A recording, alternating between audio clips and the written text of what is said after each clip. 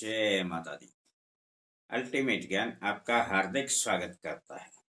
दोस्तों, राम दरबार में हनुमान जी श्री राम जी के चरणों में बैठे हुए थे। अब कुशल क्षेम की बात चली, तब पूछ लिया श्री राम जी ने, हनुमान जी सब ठीक तो हैं? हनुमान जी कहने लगे,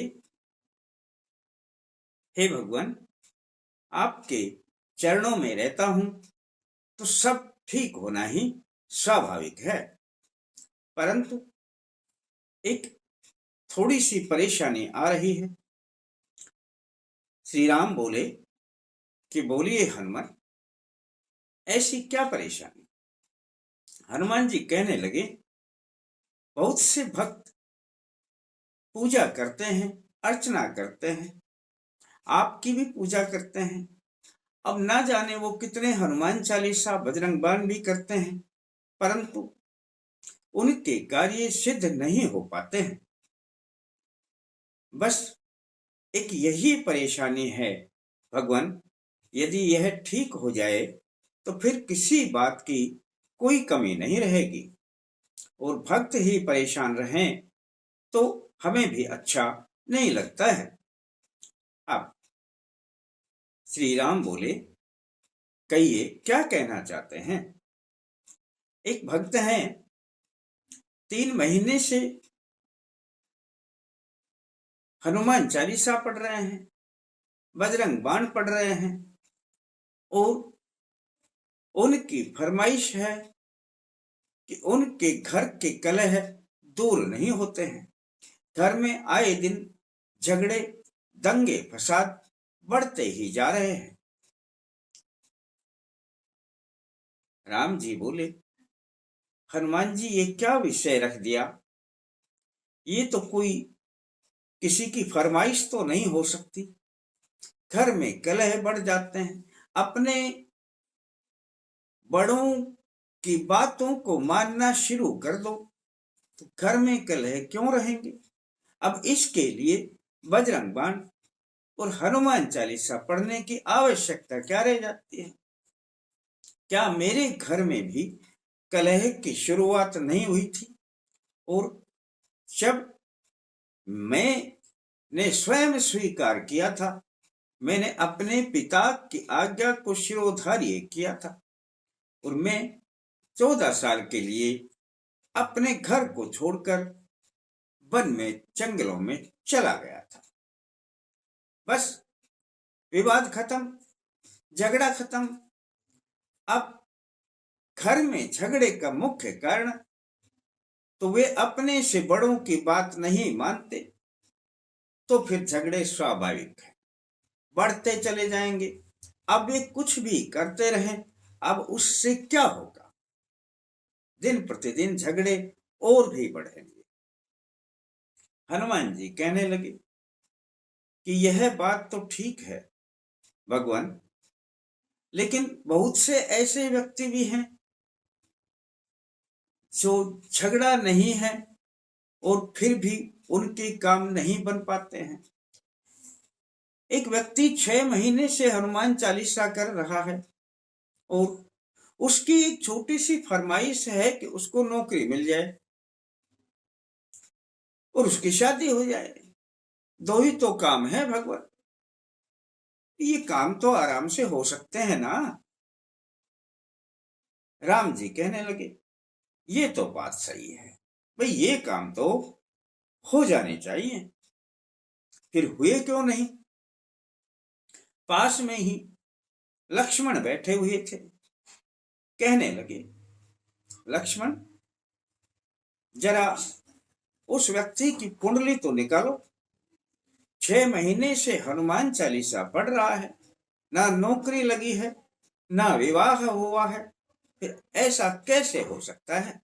लक्ष्मण ने उनकी कुंडली को देखा, कहा, जी भ्राता, हनुमान जी सत्य कह रहे हैं। 6 महीने से वह हनुमान चालीसा के पाठ कर रहा है, परंतु ना तो उसको नौकरी लगी और ना उसका विवाह हुआ। श्री राम बोले, चलो भाई ये किसी भी प्रकार से रह गया होगा, चलो मैं आशीर्वाद देता हूं। अब वो जैसे ही हाथ उठाते हैं आशीर्वाद देने के लिए कि काम बन जाए, हो जाएगा, तथास्तु, इतना ही कहना है। लग गई नौकरी, हो गया विवाह। परंतु बीच में ही लक्ष्मण बोल पड़े, भ्राताश्री थोड़ा रुकिए, इस कुंडली में कुछ और भी आगे है, तो जरा देखकर बताएं क्या लिखा है। कहने लगे, भ्राताश्री इस व्यक्ति ने बड़ा अपराध भी किया है। ऐसा क्या अपराध किया है? बोले, ये व्यक्ति आपका एक जगह पर उपहास उड़ाया जा रहा था, आपका और माता सीता का। अब यह उपहास की अनदेखी तो आप नहीं कर सकते।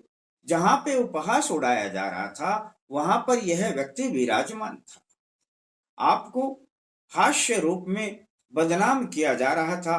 और किसी गाने के ऊपर मेरा पिया घर आया ओ राम जी, उसके ऊपर आपको भी और माता सीता को भी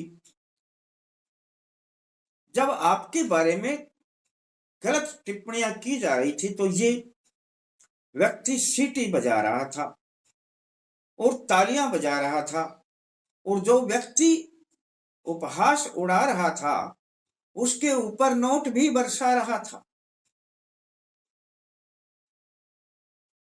अब राम जी बोले, भाई ये तो फिर हो नहीं सकता, ऐसा कैसे हो सकता है? यदि एक तरफ ये पूजा करता है, एक तरफ उपहास उड़ाता है, अब तो हनुमान जी के भी कान खड़े हो।